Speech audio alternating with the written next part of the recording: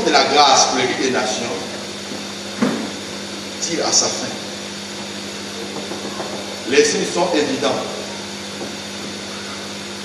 Quand l'apôtre Paul dit, dans les derniers temps, les hommes seront égoïstes, fanfarons, hautains, rêver à leurs parents. Ce qui me touche, c'est la dernière position, il dit, ami de l'argent.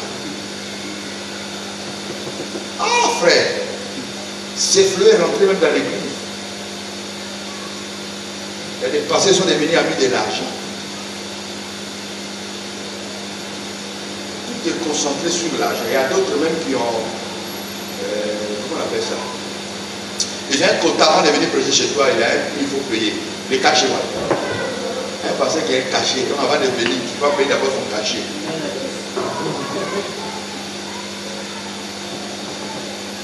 Gloire à Jésus. Amen. Ok. Maintenant, le deuxième point, je vais définir les temps en deux parties. Puisqu'il s'agit des temps. Comment servir Dieu dans l'instant de la fin? Nous avons d'abord les temps. Les temps, nous pouvons les définir comme étant Dieu lui-même. Il est le temps. Il travaille dans le temps. Avec Dieu, tous les systèmes prophétiques est chronométré dans les temps. Pourquoi Dieu ne tue pas le monde? Pourquoi il n'y a pas encore l'enlèvement? Pourquoi Jésus ne revient pas maintenant? Mais pourquoi? Non.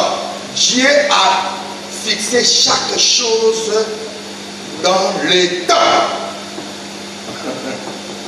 Amen. Amen, amen. J'ai fait une révélation.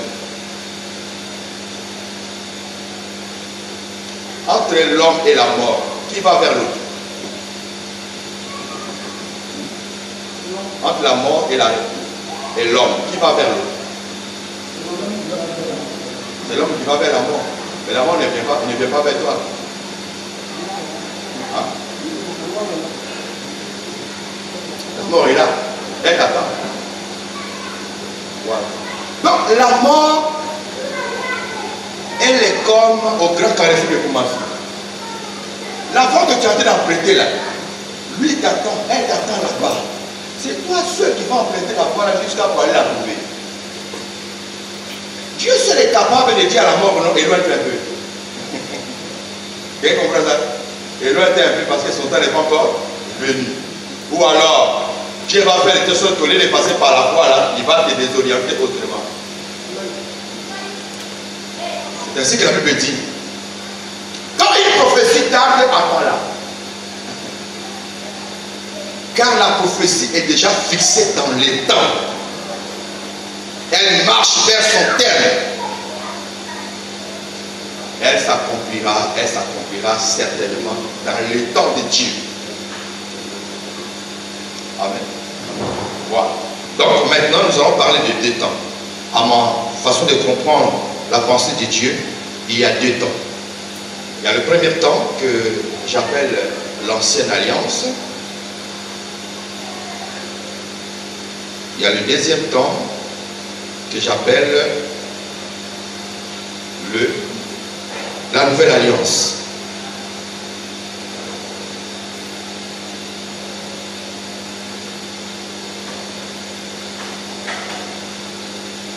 Ok?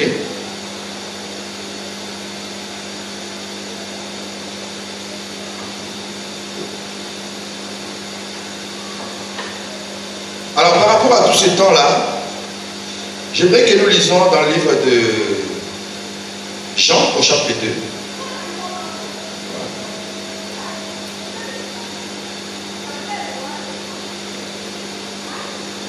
Du verset 1er. On va du verset 1er. Après c'est jusqu'au verset 10. 3 jours après, il y eut des noces à Cana, en Galilée. La mère de Jésus était là. Et Jésus fut aussi invité aux noces avec ses disciples. Verset 3. Le vin ayant manqué, la mère de Jésus lui dit, ils n'ont plus de vin. Jésus lui répondit, Femme, qu'y a-t-il entre moi et toi? Mon heure n'est pas encore venue. Sa mère dit au serviteur, faites ce qu'il vous dira. Verset 6. Or, il y avait là 6 vagues de pierre, destinées aux purifications des Juifs, et contenant chacun 2 ou 3 mesures. Verset 7. Jésus leur dit, remplissez d'eau ces vagues. Et ils les remplirent jusqu'au bord. Puisez maintenant, leur dit-il, et apportez-en à l'ordonnateur du repas. Et ils lui en apportèrent. Verset 9. Quand l'ordonnateur du repas eut goûté l'eau changée en vin, ne sachant d'où venait ce vin, tandis que les serviteurs qui avaient puisé l'eau le savaient bien, il appela l'époux et lui dit, tout homme sert d'abord le bon vin, puis le moins bon après qu'on s'est enivré. Toi, tu as gardé le bon vin jusqu'à présent. Amen. Waouh. Dis avec moi, waouh. Wow. La fête du Canaan. Frère, ça peut paraître un peu bizarre. Hein? Vous savez, quand Jésus est entré dans le temple, il a ouvert le livre d'Ésaïe. Il a lu quelque part où il est dit, l'Esprit du Seigneur est sur moi, il m'a oint pour annoncer la bonne nouvelle aux pauvres, proclamer aux captifs la liberté. Ok? Alors, toutes ces paroles-là, quand Christ arrive, là, le premier miracle de Jésus devait être quoi? Par rapport à ce verset d'Ésaïe, il dit ouvrez les yeux de l'aveugle, guérir le paralytique. L'Esprit du Seigneur est sur moi, il m'a oint pour annoncer une bonne nouvelle aux pauvres. Ok? Rendre libre les opprimés. Le premier miracle de Jésus, ça pourrait être quoi? Imaginez un peu ensemble. Je veux que quelqu'un me propose l'un des miracles. Guérir malade. Hein? Guérir malade. Guérir un malade. Oui, quoi encore? Rendre les pauvres riches. Hein? Rendre les pauvres riches. Rendre les pauvres riches. Quoi encore? Maintenant, lui, ça va prendre l'eau pour changer en pain. C'est pas le premier miracle de Jésus. Hein? Le premier miracle de Jésus, il a pris l'eau pour changer en pain, non? Les gens ont bu, vrai ou faux? Est-ce que dans notre monde, il n'y a pas de gens qui se basent sur ça pour boire? Hein? Il y a même des pasteurs qui disent, il a dit même lui-même, il a changé l'eau en vin et puis il a donné aux gens pour boire. Et puis toi, tu me dis, ne pas boire de vin, pourquoi? Frère, nous allons découvrir quelque chose ici. Il va nous amener à comprendre les détents entre Israël et les nations. Amen. Amen. Permettez-moi de vous dire, tous les actes que Jésus posait dans sa mission sur la terre, tout était prophétique. Il n'y avait pas du hasard. Quand je dis prophétique, cela veut dire que ça contenait le langage de Dieu, le langage spirituel. Sa présence au noces de l'agneau est tout à fait juste.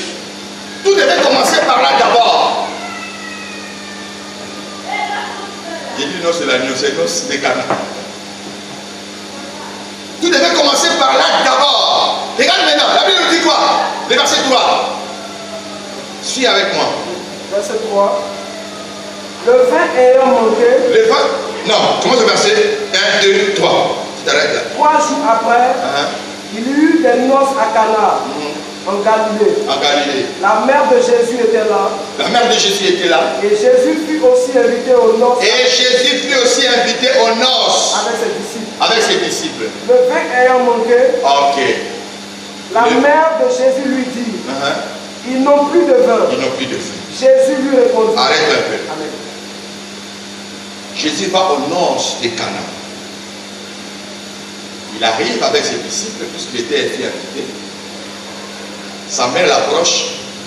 La Bible dit que le vin ayant manqué, sa mère l'approche pour lui dire, ils n'ont plus de vin. Frère, regardons et observons bien. Ce n'est pas la musique qui a manqué. Ce n'est pas de la nourriture. il y a un seul élément qui manque aux noces, c'est du vin. Ça manque dans ces noces-là. Et à l'air, quand il n'y a pas du vin, on sent vraiment que ce n'est pas trop ça. Or, les noces, ce n'est pas tout le monde qui vient aux noces. Les noces, ce sont des familles, les membres de la famille les plus proches. C'est eux qui se retrouvent là. Si Jésus a été invité, cela veut dire qu'il faisait partie aussi de la famille. Quelqu'un comprend? Mais quand il arrive aux noces, Jésus voit autrement les choses qui se passent là. Quand Jésus arrive net, on lui dit il n'y a plus de vin.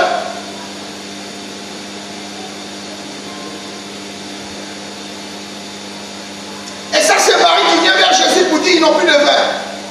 Parce que les vins ont manqué. Donc Jésus ne va pas boire de vin alors. Lui, il arrive, il n'y a plus de vin. On dit les vins en manque. Donc il ne va plus boire de vin alors. Mais dis avec moi, tout ça est prophétique.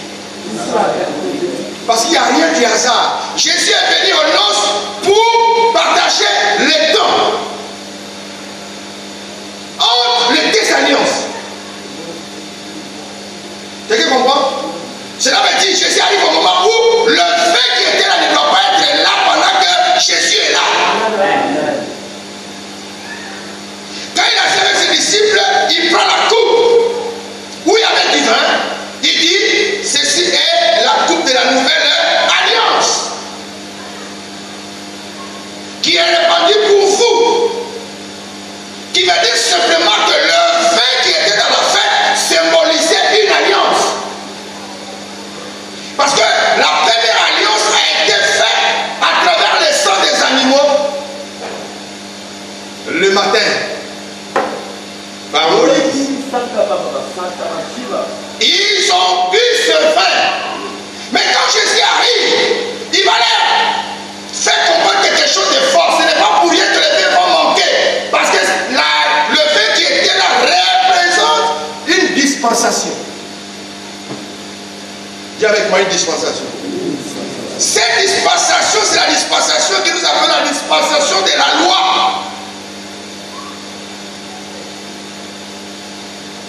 Quelqu'un comprend? Et Jésus arrive, on lui dit ils n'ont plus de vin. Il appelle maintenant ses disciples. Il y avait 6 vases de pierre qui étaient là. Il dit remplissez-moi d'eau ces vases. Permettez-moi de vous dire, parce que Jésus rêvait déjà de faire paraître un nouveau vin. Mais les deux vins ne devaient pas être bu au même moment. Il fallait que quand le Christ arrive, l'autre vin cesse de fonctionner. Quelqu'un comprend? Le vin a manqué parce que celui qui a le véritable vin arrive. Et dès qu'il est là, on n'a plus le droit de boire l'ancien vin. Il faut mettre fin à son processus et à son fonctionnement. Regardez maintenant, Jésus pourrait dire, envoyez-moi les vases qui contenaient le vin qui sont vides. Peu faux. Et par rapport à ça, il allait faire un miracle. Mais Jésus n'a pas fait cas de ces vases qui contenaient l'ancien vin. Il a eu le regard fixé vers les 6 pierres qui étaient là, destinées pour la purification des Juifs. Quelqu'un comprend? C'est-à-dire qu'il est en train de démontrer quelque chose qu'il a dit quelque part. On ne peut pas prendre du vin nouveau, mettre dans le vieil outre.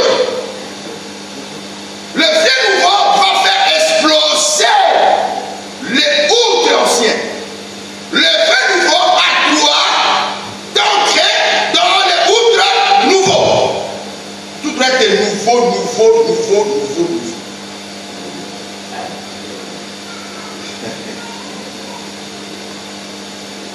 Quelqu'un me suit? Il dit remplissez d'eau ces vases jusqu'au bord. Ils sont partis, ils ont rempli. En même temps, il dit qu'on voyait ça à l'ordonnateur du repas. Jésus n'a pas prié dessus, non.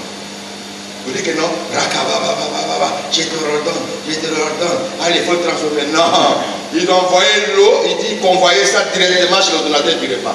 C'est quand l'ordonnateur du repas, il goûtait de l'eau, c'est lui qui a su que c'est l'eau, oui, cette eau est devenue du vin. Alléluia. Amen. My God. Waouh. Il dit les données les mêmes, ils vont goûter maintenant. Le l'ordonnateur du repas vient, il prend, il dit il faut goûter. Il commence à goûter. D'où vient ce vin? Ils ne sont pas de l'ordonnateur du repas, mais tu es méchant toi. Dieu, non, tu es mauvais. Mais comment depuis tout ce temps tu as gardé ce bon, c'était où ce bon vin là? Tu l'as gardé pour toi. Oh, en principe, on boit d'abord du bon vin. Et quand on est éliminé, et qu'après maintenant on donne les mauvais, les moins bons, là maintenant il n'y a plus de place pour ça et puis on prend puis on prend pas. Ils sont en train de parler de des alliances là. Quelqu'un comprend? Ils sont en train de parler de des alliances. Le nouveau vin qui est venu, c'est la nouvelle alliance. Le sang de Jésus versé à Golgotha a inauguré la nouvelle alliance. A inauguré aussi le sacerdoce céleste.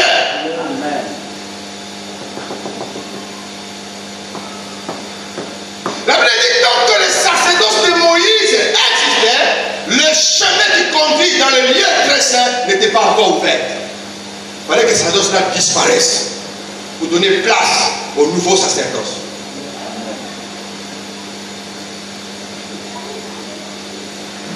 Quelqu'un comprend? Si tu es spirituel, tu vas comprendre la progression de Dieu. Regardez, les deux vins ne doivent pas être bu au même moment. Ce sont les deux dispensations. Nous avons la dispensation de la loi et la dispensation de la grâce. C'est ainsi que chaque homme de Dieu doit revoir son système de travail.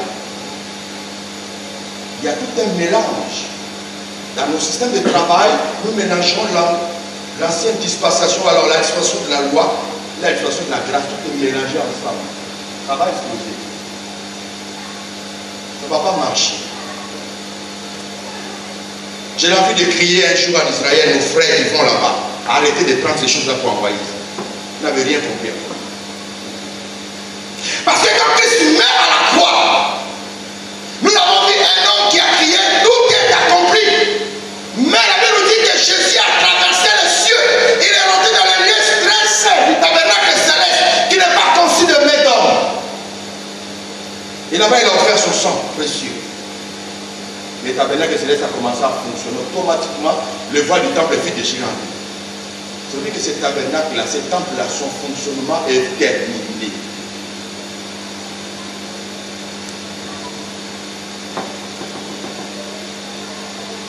On va un peu, vous allez comprendre.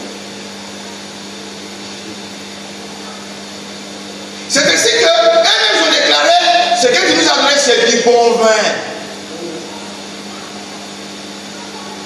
Qui fait la différence entre l'ancienne alliance et la nouvelle alliance. Pourquoi? Parce que l'ancienne alliance, elle contenait des ombres, mais pas de réalité. Hébreux chapitre 10, verset 1.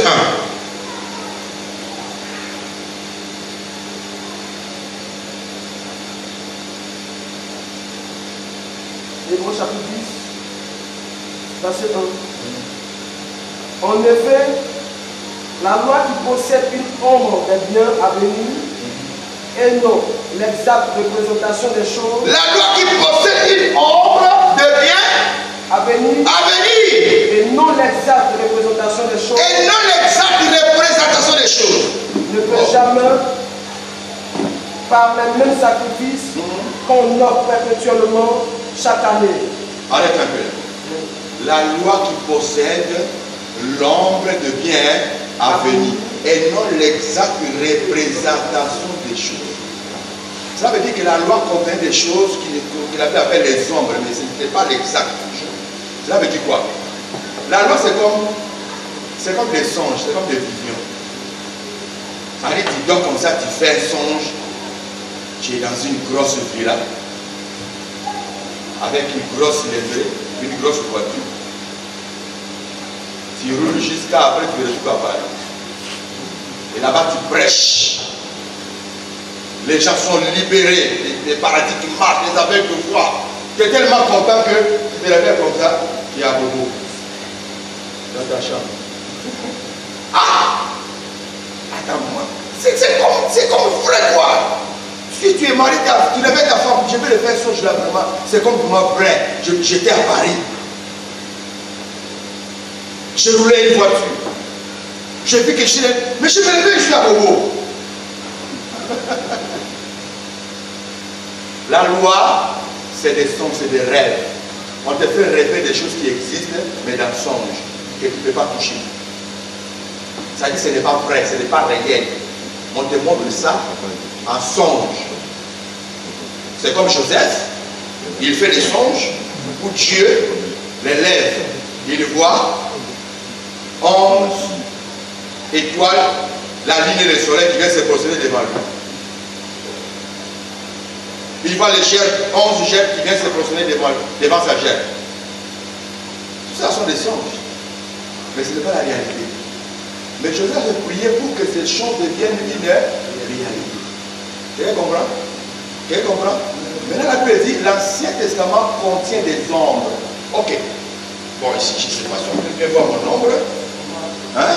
Quand je parle, voyez un peu mon ombre. Vous voyez ça? Ok. Parce que bien. Ok. Tu peux attraper mon ombre, tu vas t'approcher. Tu peux attraper mon ombre. Tu ne peux pas. Hein? Tu ne peux pas. Pourquoi? Mais quand je bouge, ça ne bouge pas. Mais pourquoi tu ne peux pas attraper? Ce n'est pas physique. Ce n'est pas physique. Hein? Mais si tu m'attrapes, hein? Ça c'est vrai homme qui est là. Voilà. L'ombre c'est l'ancienne alliance. Nouvelle alliance c'est l'homme qui est là maintenant. C'est la nouvelle alliance. Je tiens à vous dire une chose. Quand Dieu a dit faisons l'homme à notre image, selon notre ressemblance, il a créé d'abord l'ombre. Il a créé l'ombre d'Adam. Celui qui a dit la jardin, ce n'était pas le véritable Adam. Le véritable Adam était caché quelque part. Oh. Est-ce que quelqu'un comprend ce que je dis? Amen. Est-ce que Dieu il est bête? Les gens pensaient que voilà l'homme. Donc il est venu pour séduire Adam, pour le détruire. Or, ce n'était pas le véritable Adam. Le véritable Adam était caché en Jésus. C'est ainsi que dans 1 Corinthiens, l'apôtre Paul nous révèle le second Adam, qui est la personne de Jésus.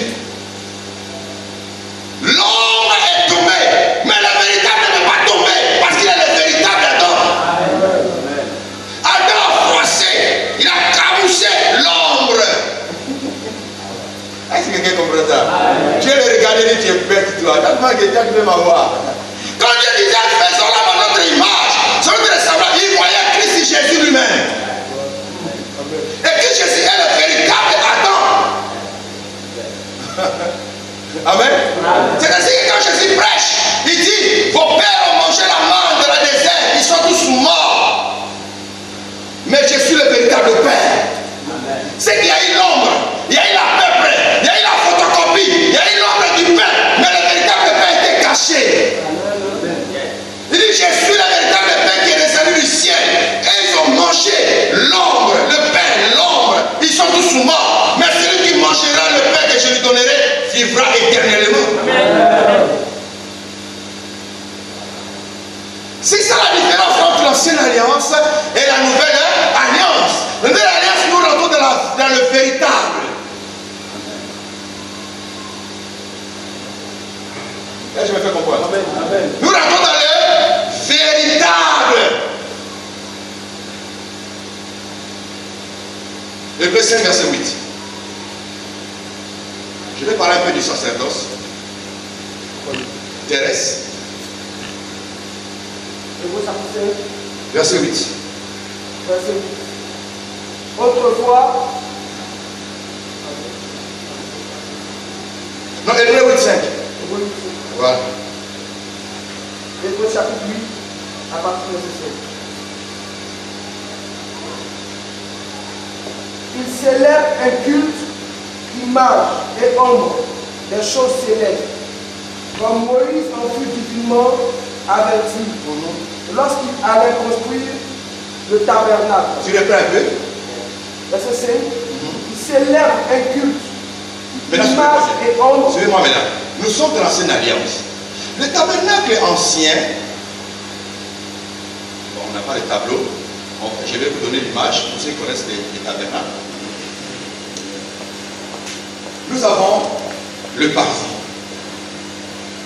Dans le parvis, nous avons l'autel de sacrifice. Et après l'autel de sacrifice, nous avons le cube de rang. Dans le parvis, tous les matières, c'est en airain. L'autel, à l'intérieur, avec le bois d'acacia. Mais à l'extérieur,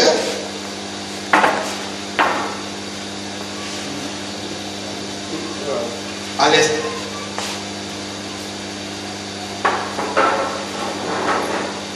on va effacer rapidement.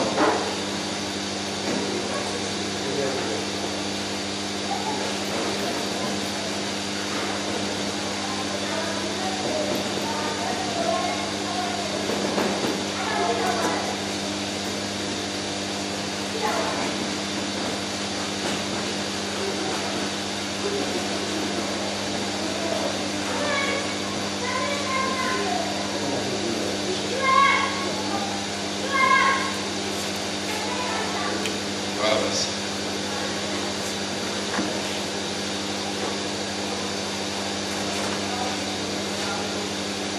Suivez.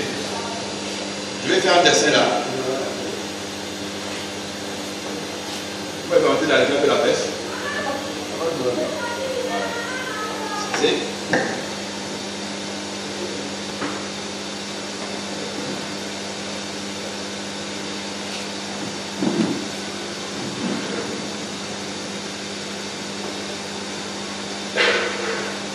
Alors,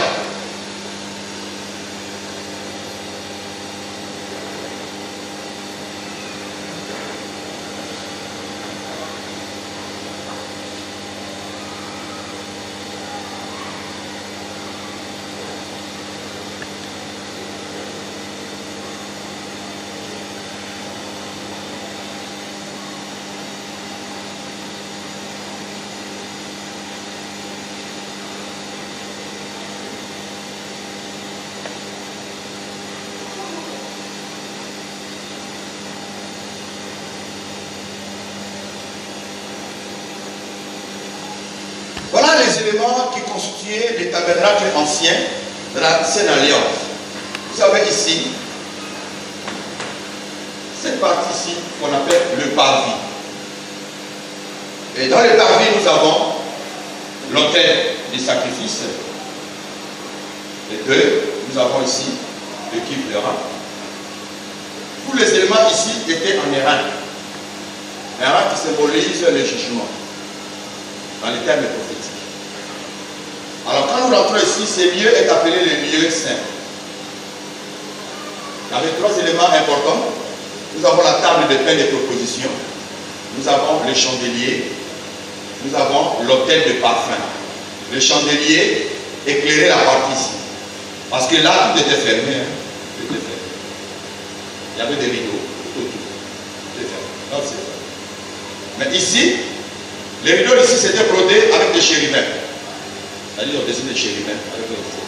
On dit que celui-là est protégé, plus qu'ici. Donc ici, nous avons le seul élément qu'on appelle l'arche de l'alliance. Voilà, avec sa fermeture qu'on appelle le propitiatoire. Et sur la fermeture, là au milieu, c'est là-bas on mettait le sang de l'animal pour l'expiation du péché du peuple, une fois par an. Donc quand on mettait le sang au milieu, c'est là la gloire de Dieu descendait pour éclairer cette partie. Cette partie n'était pas éclairée ni par un chandelier, ni par quoi que ce soit. Cette partie était éclairée par ce que nous appelons la gloire de Dieu, qui éclairait le lieu très saint. Ok? C'est éclairé par la gloire. Maintenant, ce verset nous dit tous les éléments qui servaient au culte dans ce tabernacle-là étaient l'ombre. Lis le verset, suivez bien maintenant. Il célèbre un culte, image et ombre des On célébrait les cultes. Les cultes étaient célébrés avec tous ces éléments que nous voyons ici. Quelqu'un comprend? Amen. Or, tous ces éléments-là étaient image et ombre. Nous avons image et ombre. Ça revient au même. des choses célestes. Des choses célestes. Cela veut dire quoi? Les tabernacles que Moïse a répétés sur la terre, ces tabernacles existaient déjà dans le ciel. Mais il se trouve que Dieu ordonne que ces tabernacles terrestres fonctionnent d'abord, pour que les gens voient un peu comment Dieu fonctionne au ciel. Ce tabernacle terrestre n'est que l'image du tabernacle céleste. C'est comme ça que Dieu va avertir Moïse de faire attention. Quand il va représenter le tabernacle terrestre, là, il faut suivre le modèle céleste. Lis la suite du quoi? Image et ombre des choses célestes, comme Moïse en fut divinement averti lorsqu'il allait construire le tabernacle. Un soin lui fut-il dit de tout faire d'après le modèle qui t'a été montré sur la montagne. Mais maintenant, il a obtenu un ministère d'autant supérieur qu'il est le médiateur d'une alliance plus excellente qui a été établie sur de meilleures promesses. Verset 7. Non, c'est bon. Dans le chapitre 9, verset 11. Chapitre 9, verset 11. Mais Christ est venu. Christ est venu Comme souverain sacrificateur. Comme souverain sacrificateur Des biens à venir. des biens à venir. Il a traversé le tabernacle. Suivez maintenant. Christ a traversé quel tabernacle? Le tabernacle plus grand. Plus grand Et plus parfait. et plus parfait. Qui n'est pas construit de main d'homme. Qui n'est pas conçu de main. Suivez bien. C'est-à-dire qu'il n'est pas de cette création. Et il est entré une fois pour toutes dans le lieu très saint. Ok. Non avec le sang des boucs et des veaux, mais avec son propre sang. Ok, merci. Assieds-toi un peu. Je vais revenir sur ce verset-là pour me rappeler, pour ne pas que ça m'échappe. Je vais faire un peu ma chaleur quelque part.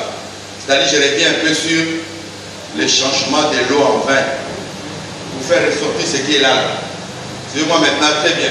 Parce que moi, quand je ne me suis pas attendu, moi, tu les perdre aussi. Maintenant, suivez bien. Jésus avait le pouvoir de prendre les vases de pierre, puisque ces vases étaient vides. Il pourrait imposer les mains puis les faire sortir de la propre. Hein?